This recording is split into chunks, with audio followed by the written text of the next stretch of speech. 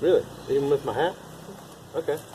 It's kind of weird not wearing my normal bald cap. You look like a mountaineer. A mountaineer? Yeah. Hey, I'm a climber. If you're new to the project, a big warm welcome. If you're a tough old root, then welcome back. Today's video is one I really never saw making, but here we are. So we have left the mountain. While our heart and our soul still remains here on this mountaintop off-grid property, myself and my family no longer remain here.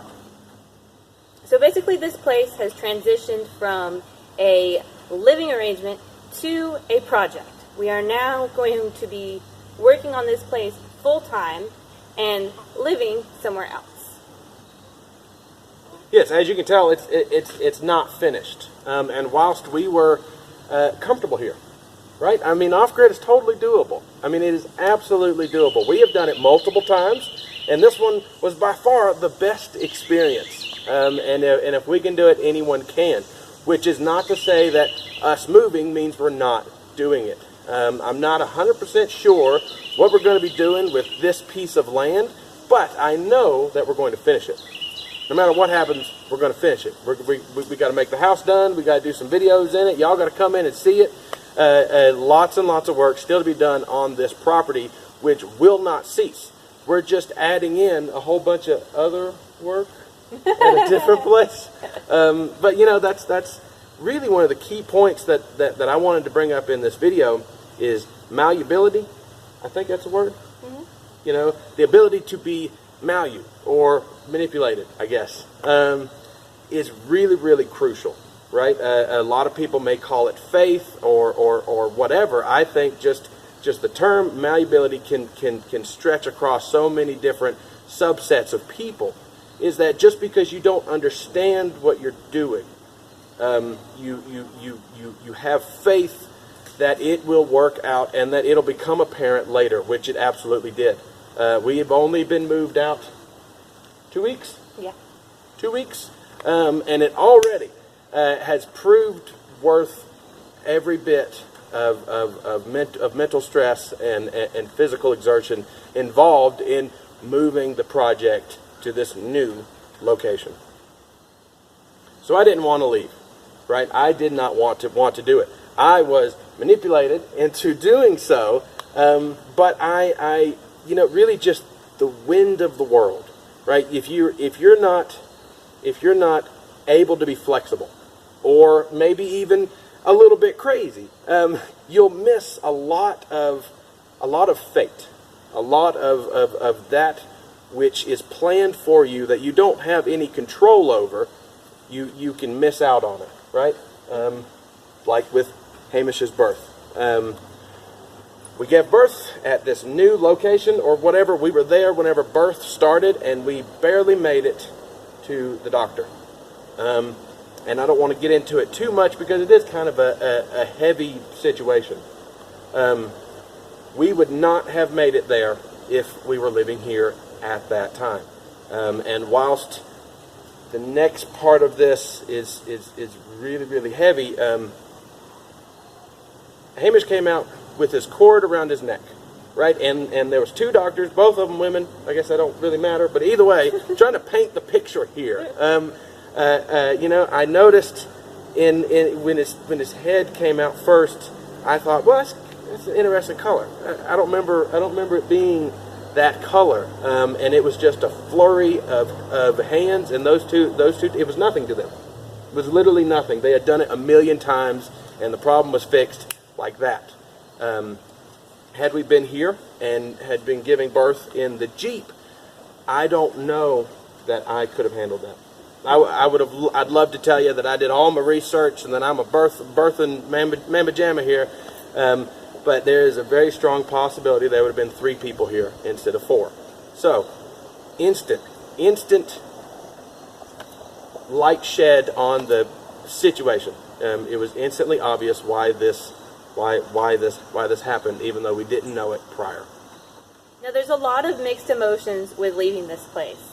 We both really love it here, and I am definitely kind of sad coming back here, and I really miss it.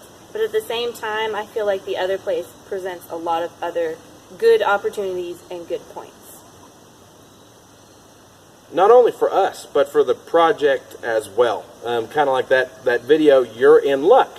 It is because since we are still retaining this place and we still have plans to finish it as quickly as possible, really. I mean, there's no reason to hold off on it. I would be doing work today if we weren't so busy trying to beat the rain.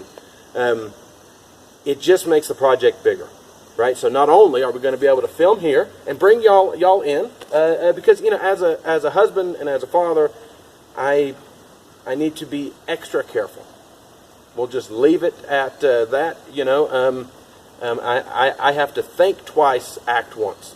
But either way, so we not only have this, and the project continues as it always did, but we also have this other place, the Frankenhouse, right? And it really is. It's a Frankenhouse. But I'm very, very grateful for it. It is relatively nice. I would say there's just as much work needs done there as does here, just different kinds. So we get to bring y'all along for that. We get to play both sides of it and really have the opportunity for a greater connection and a greater regularity of videos on a much more varied amount of topics. So it's going to be awesome. Yeah. Right? For the YouTube, it will be awesome. And you'll get to see the inside, guys. Yes. You're going to have to come along with me to fix it because there's still a lot of work that needs done. But yeah, I'm gonna bring you with me. We're going to fix it. We're going to set it up, and you know, to some extent, we are going to live in it. Maybe not full time, you know, right off the bat, but weekend place, right? Yeah, vacation. Vacation place. It'll be really, really awesome. I guess it does bear to mention that this will be a turning point for the channel. So if you were here only for off-grid, it'll still be a part, but it'll be a smaller part. Although we didn't put out videos very regular anyway. No. Because it's a nightmare, right? I love the place. I love my house. I loved living in it. But having a baby, living off-grid in a house that's not done on the top of a mountain is just, you know, we're human. I'm just a regular guy. I don't have any degrees in off-grid enology or anything like that. You know, I mean, to some degree, I don't have any degree. Even that first one that you're supposed to get at 18. So it was a lot for me, and now we can sort of spread it out and pace it out, and really put a lot more effort and a lot more love in it because we're not crunched to get the thing done as soon as possible. So we can't promise to be perfectly regular. It probably will remain sporadic at first, but we're going to aim to have regular videos out. And the next one is going to be showing you where we are now.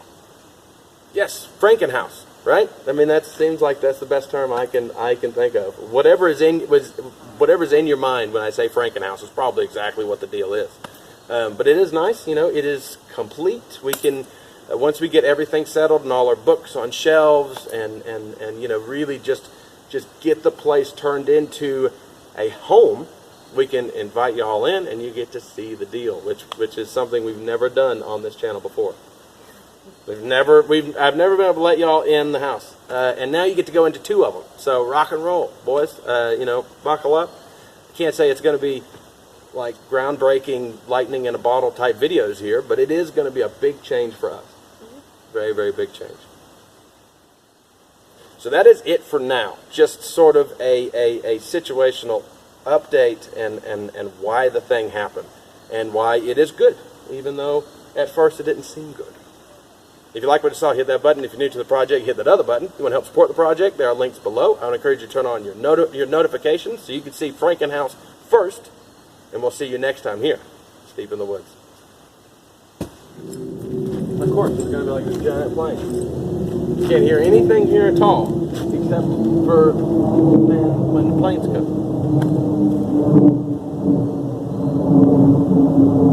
It's getting louder.